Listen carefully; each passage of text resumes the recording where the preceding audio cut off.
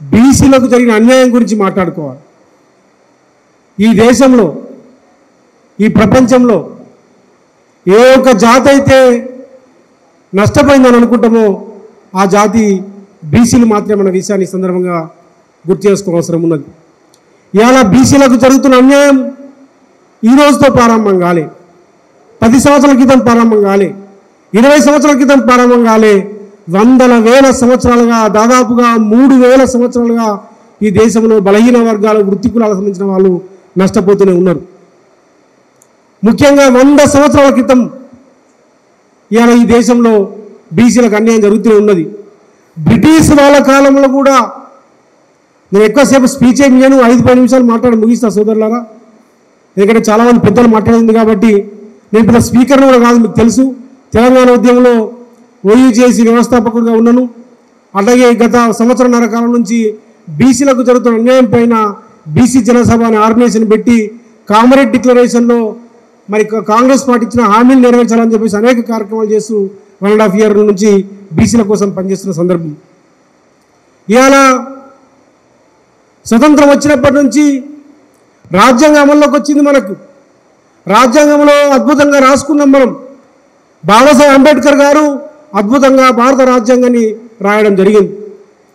కానీ అక్కడ బాబాసాహెబ్ అంబేద్కర్ వారి కృషి ఫలితంగా దళితులకు, ట్రైబల్స్కి, మన అందరికీ కూడా హక్కులు కానీ విధులు కానీ ఇవ్వడం జరిగింది.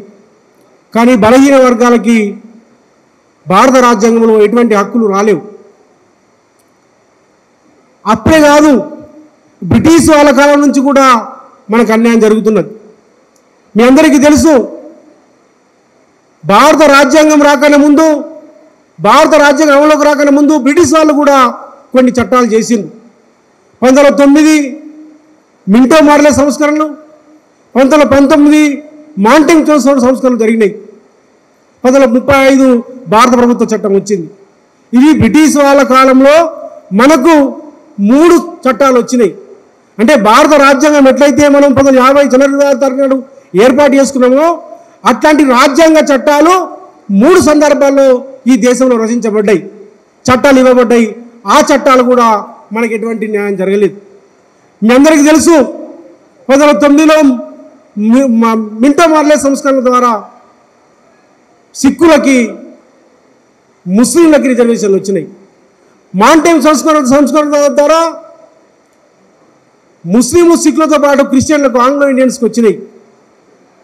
అప్పుడు బాబాసాహెబ్ అంబేద్కర్ ముస్లింలకి, క్రైస్తవులకి, సిక్కులకి రిజర్వేషన్లు వచ్చినాయి. మరి దళితులకి, ఈ దేశంలో హిందూ మతంలో ఉన్నటువంటి దళితులు అణిచేయబడుతున్నారు, మరి వాళ్ళకు కూడా రిజర్వేషన్లు కావాలని చెప్పేసి బాబాసాహెబ్ అంబేద్కర్ కొట్లాడిండు. ఆ సందర్భంలోనే రౌండ్ టేబుల్ సమావేశాలు జరిగినాయి లండన్లో. మరి 3 రౌండ్ టేబుల్ సమావేశం తర్వాత భారత ప్రభుత్వ చట్టం వచ్చింది. అట్లా మొట్టమొదలు ముస్లింలు, క్రైస్తవులతో పాటు, సిక్కులతో పాటు దళితులకు ఈ దేశంలో రిజర్వేషన్లు రావడం జరిగింది. ఇప్పుడు ఏదైతే మనం అసెంబ్లీలో, పార్లమెంట్లో రిజర్వేషన్లు ఉన్నాయో, విద్యా ఉద్యోగ రంగంలో రిజర్వేషన్లు ఉన్నాయో, దళితులకు మరి 35లోనే రావడం జరిగింది. 50లో అది ఎండార్ చేయడం జరిగింది. మరి బలహీన వర్గాలు ఈ దేశంలో 50% ఉన్నాం కదా, మరి చేతి వృత్తులుగా ఉన్నాం కదా, ఈ దేశ సంపదని మేము సృష్టిస్తున్నాం కదా. గొల్లలు కానీ, యాదవులు కానీ, కుర్మలు కానీ, గౌళ్ళు కానీ, ముదురాజు కానీ, మునూరు కాపు కానీ, చాకలి, మంగలి, కుమ్మరి, కమ్మరి లాంటి ఈ సకల సంపదను సృష్టించి ఈ దేశానికి అండం పెడుతున్న బలహీన వర్గాలు ఏం పాపం చేసిరని చెప్పేసి పాలకులు పట్టించుకోలేదు. అప్పటి నుంచి ఎందుకు వీళ్ళకి రిజర్వేషన్లు ఇవ్వలేదు? ఎందుకు ఇప్పటికి కూడా రాజకీయ రిజర్వేషన్ ఎందుకు లేవు? వీళ్ళకి అసెంబ్లీలో ఎందుకు రిజర్వేషన్ లేవు? పార్లమెంట్లో ఎందుకు రిజర్వేషన్ లేవు? స్థానిక సంస్థలో ఇప్పుడు కూడా 42% ఇయ్యు అని చెప్పేసి మనం అడుకోవాల్సిన, దేవరించాల్సిన పరిస్థితి. ఎందుకంటే ఈ దేశాన్ని పాలించినటువంటి జాతీయ పార్టీలు ఏవైతున్నాయో ఈ రిజర్వేషన్ల అంశం కానీ, రాజ్యాధికారంలో భాగస్వామ్యం కానీ, ఇవి రాజ్యాంగంలో చేయాల్సిన అంశాలు, అవి వాళ్ళు చేయలేదు. అందుకోసమే పెరియార్ రామస్వామి గారి గురించి మనం మాట్లాడుకోవాలి, బీసీల గురించి మాట్లాడుకోవాలంటే ఈ భారత ప్రభుత్వము, ఈ భారత రాజ్యాంగం ఏదైతే అమల్లోకి వచ్చిన తర్వాత ఇమీడియట్గా ఈ దేశంలో మాకు ఈ రాజ్యాంగం వద్దని చెప్పేసి భారత రాజ్యాంగాన్ని చించేసే కార్యక్రమాన్ని తమిళనాడు ప్రాంతంలో, మద్రాసు ప్రాంతంలో పెరియార్ రామస్వామి గారు ప్రారంభించారు. మాకు సపరేట్ దేశం కావాలి, బీసీలకి మాకు దైవ దేశం కావాలి, మాకు ఈ దేశంలో మాకు హక్కులు ఉండవు, న్యాయం జరగదని చెప్పేసి పెరియార్ రామస్వామి గారు కొట్లాడితే అప్పుడు నెహ్రూ గారు ప్రధానమంత్రి ఉన్నారు. వారు బాబాసాహెబ్ అంబేద్కర్ న్యాయశాఖ మంత్రిగా ఉన్నారు. వారిని అడిగితే మీరు నేను ఒక ఆయన ఐఏఎస్ని మద్రాసు పంపిస్తే ఆయన ఒక నివేదిక ఇచ్చిండు, బీసీలకు రిజర్వేషన్ లేవు, కనీసం మద్రాస్ ప్రెసిడెన్సీలో బ్రిటిష్ కాలంలో మాత్రమే వాళ్ళకు రిజర్వేషన్ ఉన్నాయి, ఇప్పుడు ఉన్నాయి కూడా పోయినాయి అని చెప్పేసి ఆయన నివేదిస్తే మొట్టమొదటి రాజ్యాంగ సవరణ 1951లో చేయడం జరిగింది. ఫస్ట్ అమెండ్మెంట్ రాజ్యాంగానికి జరిగింది. అక్కడ కూడా కుట్ర ఏం చేశారంటే రాష్ట్రాలు ఏ రాష్ట్రాలకు ఆ రాష్ట్రాలు ఇచ్చుకోవచ్చు అని చెప్పేసి కుట్ర చేసింది. అప్పటి నుంచి ఇప్పటి వరకు కొనసాగుతున్నది. కాకా కమిషన్ వేసిండ్రు, మండల్ కమిషన్ వేసిండ్రు. మండల్ కమిషన్ ఇంప్లిమెంట్ చేస్తానని వీపీ సింగ్ గారు ముఖ్యంగా మన ముగ్గురు యోధుల గురించి మాట్లాడుకోవాల్సిన అవసరం ఉంది.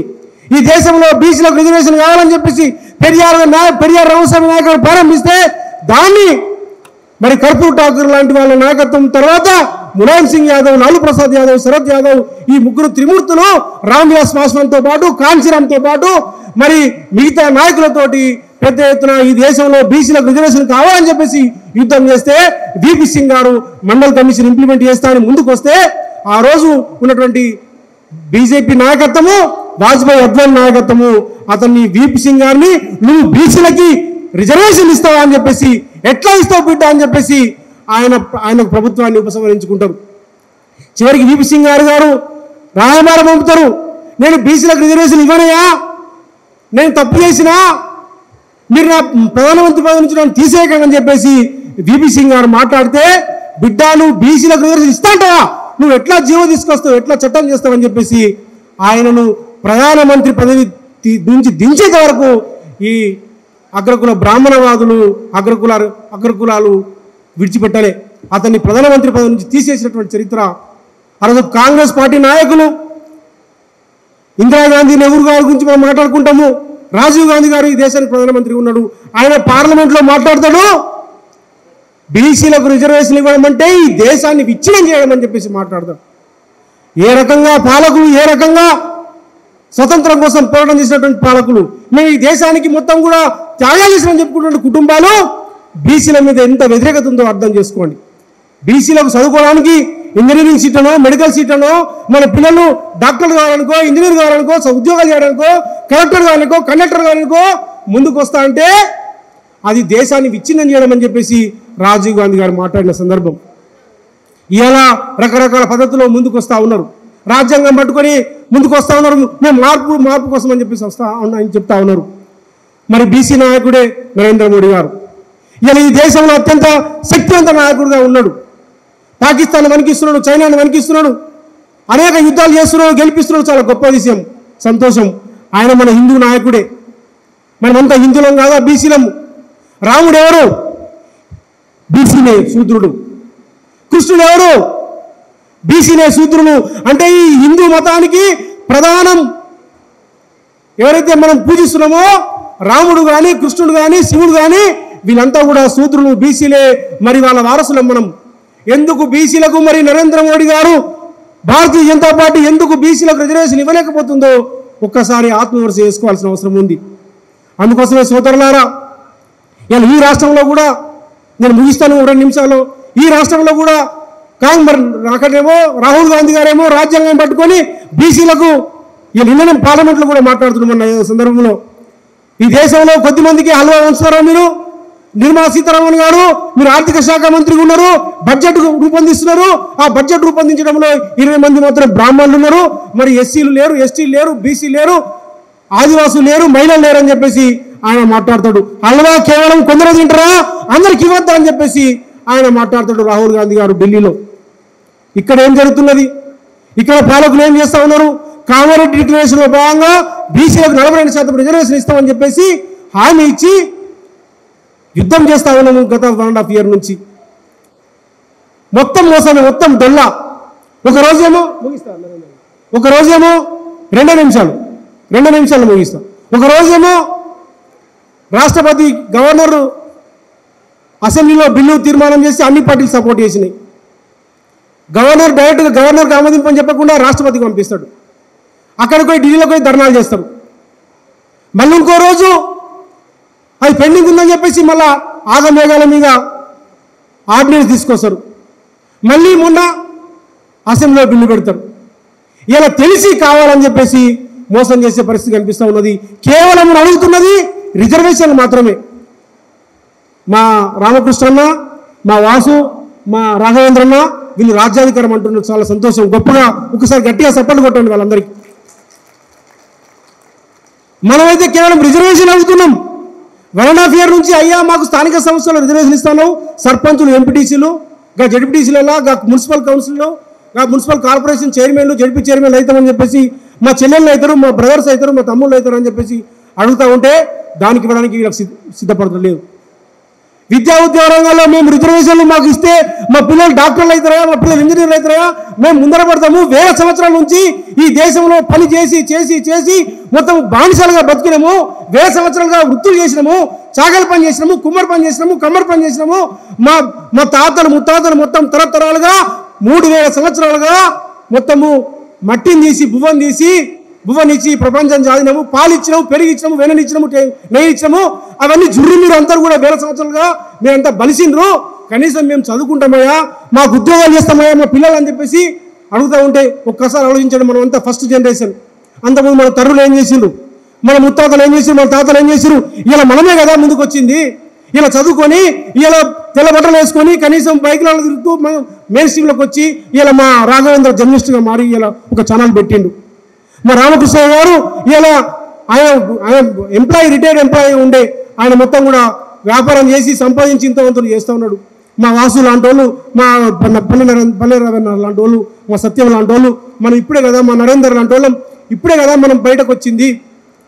ఇవాళ 1000 సంవత్సరాలు జరుగుతున్న అన్యాయం జరిగింది. కనీసం మేమేం మిమ్మల్ని వాస్తవంగా ఇంత జరిగిన అన్యాయం మీద మనమంతా కూడా కక్ష తీర్చుకోవాలి, కార్పణ్యం తీసుకోవాలి, కొట్లాడాలి.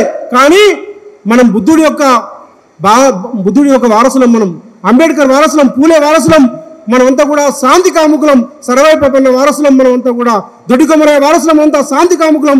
అయ్యా మేమంతా పాపాన్ని వదిలేస్తున్నాము, కనీసం ఇప్పటికైనా న్యాయం చేయాలని చెప్పేసి మనం మాట్లాడుతుంటే అది కూడా కనీసం సర్పంచులు, ఎంపీటీసీని మనకు విద్యా ఉద్యోగాలకు రిజర్వేషన్ ఇవ్వడం కోసం కూడా వీళ్ళు సిద్ధపడట్లేదు. అందుకోసం మనం గట్టిగా ఐక్యం కావాల్సిన అవసరం ఉన్నది. ఇక తెలంగాణ ఉద్యమంలో కూడా తెలంగాణ సాయుధ పోరాటంలో మనం భాగస్వామ్యం. 10,000 మంది తెలంగాణ సాయుధ పోరాటంలో వాళ్ళు చనిపోయారు. సర్వేపల్లి లాంటి వాళ్ళు, దొడ్డికొమరయ్య లాంటి వాళ్ళు మొత్తం దొరల గడియల మీద యుద్ధం చేసి చనిపోయినటువంటి చరిత్ర మనకు ఉన్నది. ఈ తెలంగాణలో విప్లవ ఉద్యమంలో మనం ఉన్నాం, భాగస్వామ్యం ఉన్నాం. తెలంగాణ ఉద్యమంలో శ్రీకాంత్ సార్ మొదలుకొని దాదాపుగా నేను కూడా ఆ రోజు ఉస్మానియా యూనివర్సిటీ విద్యార్థి నాయకుడుగా 180 కేసులు పెట్టుకొని 6 నెలలు జైలు ఉండడం జరిగింది. నా కొడుకు పుడితే కూడా నేను 1 month తర్వాత జైలు నుంచి బయటకు చూడడం జరిగింది. ఇట్లాంటి త్యాగాలు చేస్తున్నాం. కానీ మనం ఎక్కడున్నాం? ఇలా సర్పంచ్గా పోటీ చేయాలంటే, ఎంపీటీసీలో పోటీ చేయాలంటే, ఒక ఎమ్మెల్యేగా పోటీ చేయాలంటే, మన పిల్లలు డాక్టర్ కావాలంటే మనం ఎక్కడ ఉన్నామో ఆలోచించండి. అందుకోసమే రాజకీయాలకు అతీతంగా, పార్టీలకు అతీతంగా మనమంతా ఐక్యం కావాల్సిన అవసరం ఉన్నది. మనం పోరాటం చేయాల్సిన అవసరం ఉంది. శాంతియుతంగా పోరాటం చేసి మనం ముందుకెళ్లాల్సిన అవసరం ఉంది. దీంట్లో మరి రామకృష్ణ గారు, మా రాఘవేంద్ర గారు, అట్లాగే వాసుకి యాదవ్ గారు మీరందరూ ముందుకెళ్ళండి. ఖచ్చితంగా మీతో పాటు మేము ఉంటాము, మీ వెనకాల ఉంటాము. కానీ మీరు ముందు నడవండి అని చెప్పి తెలియజేస్తూ ఈ అవకాశం ఇచ్చిన మీ అందరికీ పేరు పేరున ధన్యవాదాలు తెలియజేస్తూ ముగిస్తా ఉన్నాను.